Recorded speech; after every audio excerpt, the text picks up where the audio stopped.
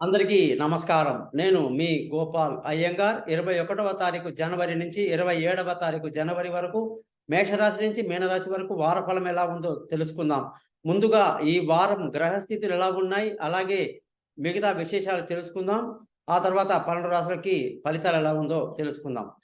ఈ వారం గాని గ్రహస్థితులు చూసుకుంటే గురువు మేషరాశిలో, చంద్రుడు వృషభం, మిథునం, కర్కాటక రాశిలో ప్రయాణిస్తున్నాడు. కేతు కన్యా రాశిలో, బుధ, శుక్ర, కుజ గ్రహాలు ధనుసు రాశిలో, శని కుంభరాశిలో శని యొక్క సంచారం ఉంది. సూర్యుడు మకర రాశిలోకి వచ్చేసాడు. ఇక రాహు వచ్చేసి మీనరాశిలో సంచరిస్తున్నారు. దీన్ని బట్టి 12 గ్రహాలకి ఎలా ఉందో తెలుసుకుందాం. ముఖ్యంగా మీరందరూ మీ జాతకాలు తెలుసుకోవడానికి కోసం మీ యొక్క పేరు, డేటు, టైం ఈ నెంబర్‌కి వాట్సాప్ చేయండి. మీ జాతకాలు రెడీ అవుతే మీతో ఫోన్‌లో మాట్లాడి పరిహారాలని చెప్తాను. జాతకాన్ని మీకు మెయిల్ కూడా చేయడం జరుగుతుంది. ఎవరికైతే డేట్ ఆఫ్ బర్త్ లేదో వాళ్ళు మీ యొక్క మొఖాలు కనిపించేట ఒక ఫోటో, మగవాళ్ళు కుడి చేతి రేఖలు, ఆడవాళ్ళు ఎడమ చేతి రేఖలు పంపించండి. మీ జాతకాలు రెడీ అవుతాయి. మీతో ఫోన్‌లో మాట్లాడి పరిహారాలని క్లియర్‌గా చెప్తాను.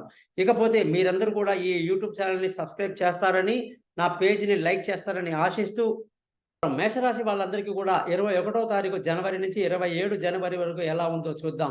ఈ వారం గొప్ప ప్రత్యేకత ఏమిటంటే, ఈ మేషరాశి వాళ్ళకి 3 గ్రహాలు భాగ్యస్థానంలో ఉండడం అది ఎంతో మేలు కలిగించేటువంటి విషయంగా కూడా చెప్పవచ్చన్నమాట.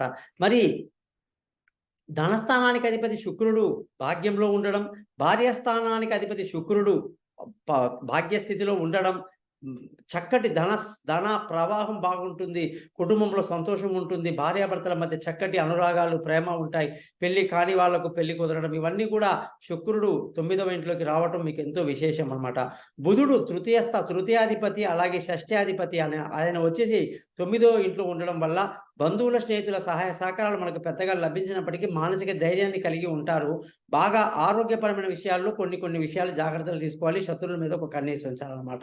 అలాగే ఈ రాశి వాళ్ళకి ఎప్పుడైతే కుజుడు తన యొక్క రాశ్యాధిపతి చాలా అద్భుతంగా 9వ ఇంట్లో ఉండడం బాగా అదృష్టాన్ని కలిగిస్తుందన్నమాట. మంచి ఆత్మవిశ్వాసంతో ఈ వారమంతా బాగా ముందుకు దూసుకు వెళ్తారు. మీకు ఉద్యోగం చేసే వాళ్ళందరికీ చాలా మంచి రోజులుగా చెప్పొచ్చు.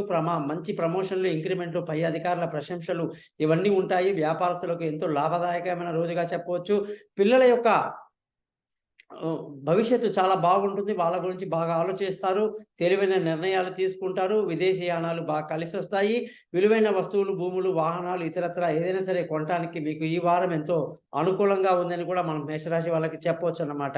ఈ విధంగా ఈ మొత్తం గాని చూసుకుంటే అదృష్టం ఈ వారం మీకు చాలా బాగుంది. తండ్రి యొక్క సహకారంతో పనులన్నీ పూర్తి చేసుకొని మీరు ధర్మాన్ని పాటించే విధంగా ముందుకు వెళ్తారని చెప్పొచ్చు. ఖర్చుల విషయానికి వస్తే మీకు అధికంగా ఖర్చులుండే అవకాశం ఉంటుంది. మీరందరూ కూడా చక్కగా సుబ్రహ్మణ్య స్వామి యొక్క అష్టకం గాని, స్కంద షష్ఠి కవచం గాని చదువుకోవటం, పూజ మంత్రాన్ని రోజు 7 సార్లు జపించడం వల్ల అనేక రకాల శుభాలు జరుగుతాయి. నమస్కారం.